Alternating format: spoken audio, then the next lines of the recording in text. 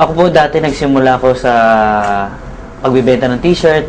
Yun ang unang-una ko ng negosyo. Nilalako ko lang yan sa mga kaibigan, kamag-anak, kapitbahay. Ang buhay namin sobrang simple. Simple in a way na hindi ko mako-compare yung buhay ko before to now.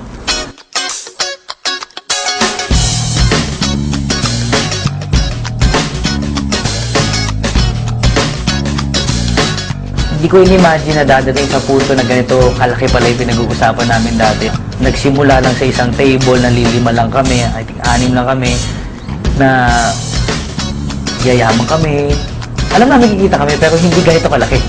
Dito na, nakukuha ko yung mga pangarap ko, dahan-dahan, yung mga sasakyan na dating laguan lang, dati litrato lang, dati pinupuntahan ko lang sa mga bahay-bahay ng mga kaibigan ko, tinitingnan ko.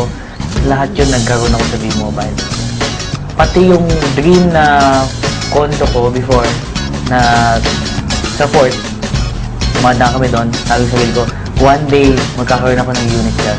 With V-Mobile, nagkaroon ako ng unit.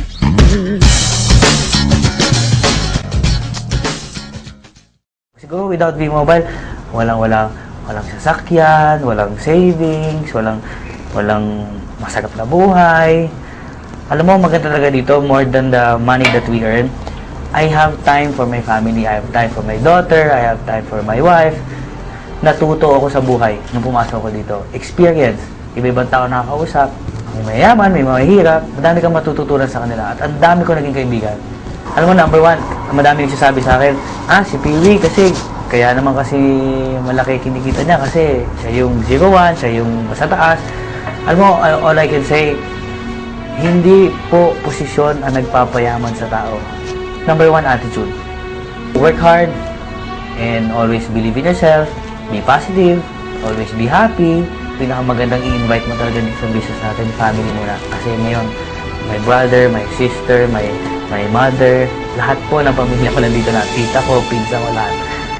Yung sapatos na suot mo bago pumasok ng V-Mobile, always remember that shoes. Huwag mo kakalimutan.